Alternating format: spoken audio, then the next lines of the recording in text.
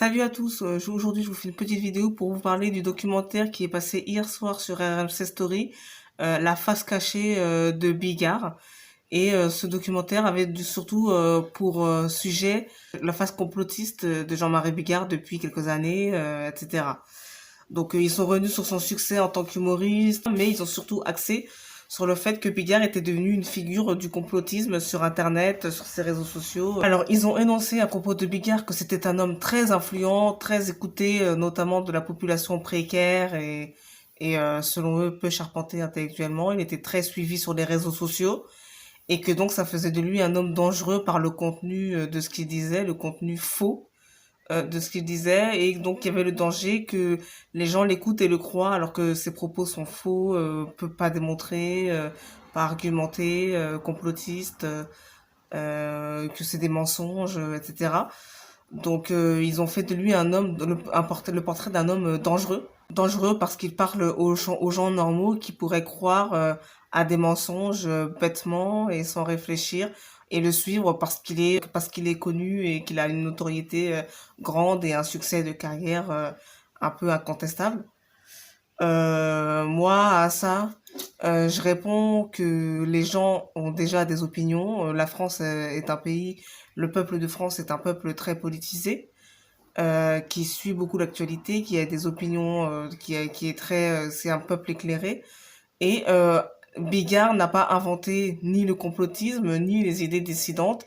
Beaucoup d'autres surfent sur cette vague avant lui. Beaucoup d'autres ont déjà dit ce qu'il a dit avant lui. Et ces gens-là ont déjà des audiences très très larges, sont très écoutés, gagnent bien leur vie grâce à ça.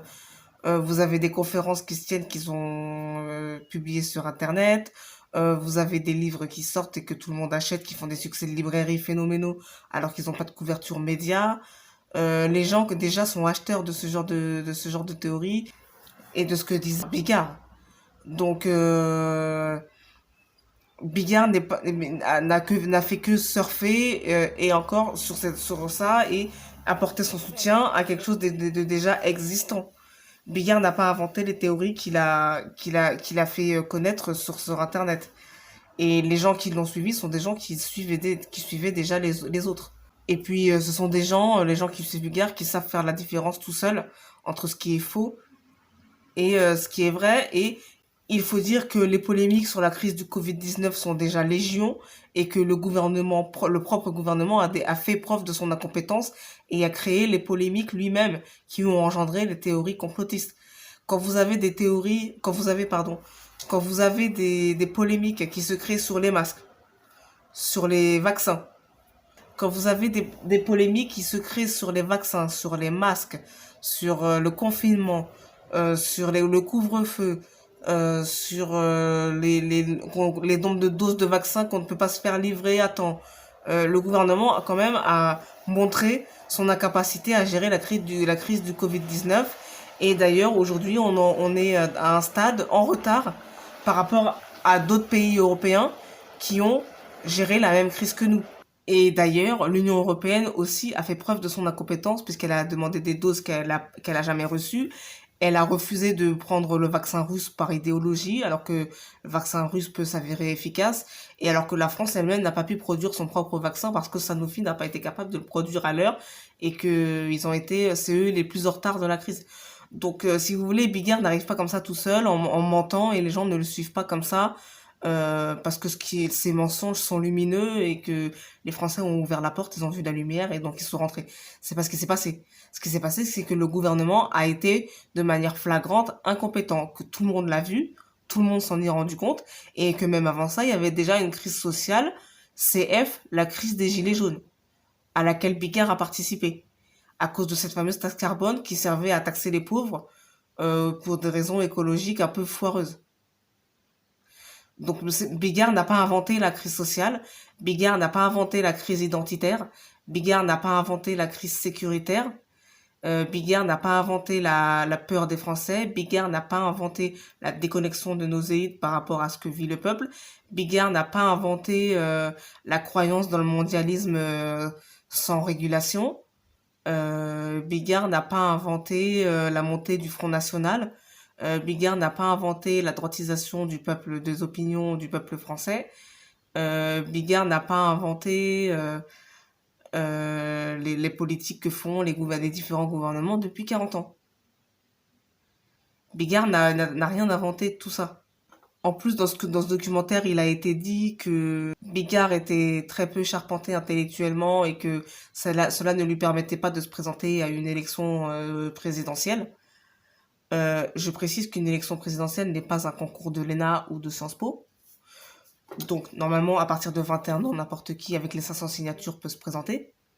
Il se trouve que nous avons des gouvernements qui sont essentiellement composés d'hommes politiques qui font professionnellement de la politique. Parce que la politique, c'est professionnalisé.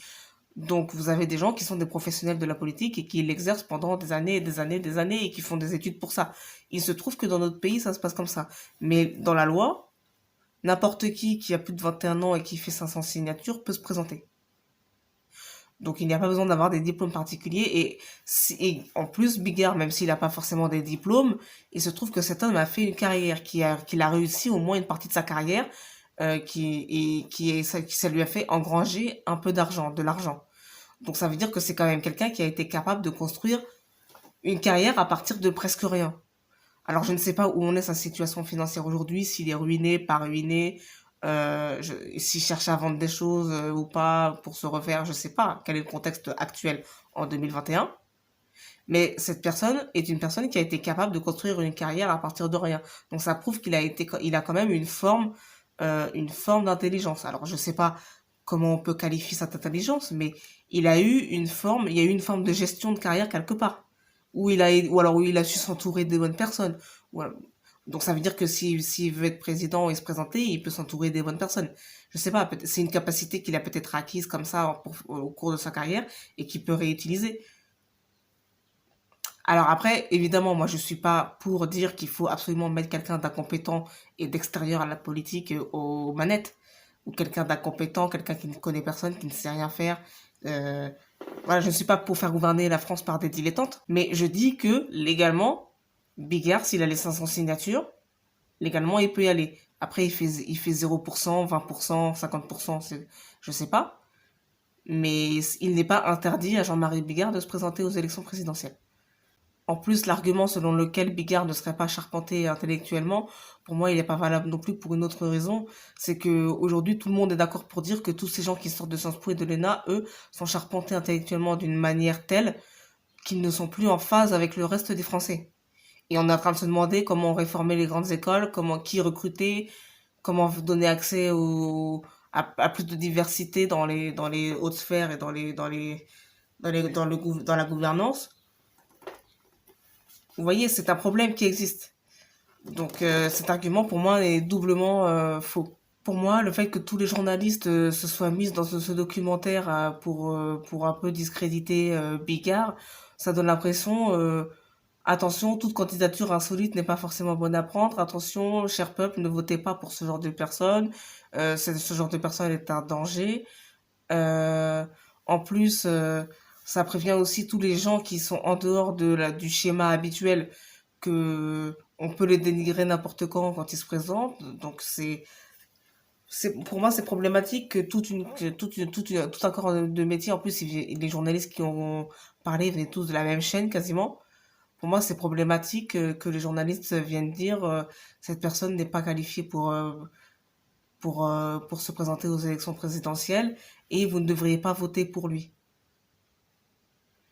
Moi, il va me falloir me donner l'argument de la légitimité de ces gens-là à dire que Bigard n'est pas compétent pour se présenter ou à dire qu'il ne faut pas voter pour lui. Et puis voilà, je préciserai que ce documentaire a été fabriqué par la société de production de Mathieu Delormeau, qui avait aussi fait le documentaire sur la fâche cachée de Zemmour sur la même chaîne, sur RMC Story. Donc voilà, pour moi, on est clairement dans la préparation de l'élection de 2022 avec cette liste de documentaires comme ça qui s'intéressent à des gens qui font de la crypto-politique, qui sont dans le crypto-complotisme, etc.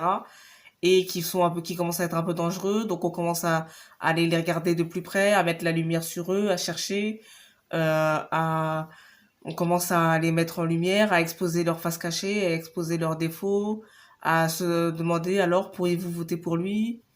Voilà, on commence à... Là, je pense au niveau médiatique, on est dans la campagne 2022. En tout cas, on attend que ça commence. On prépare le terrain, quoi. On attend que ça commence.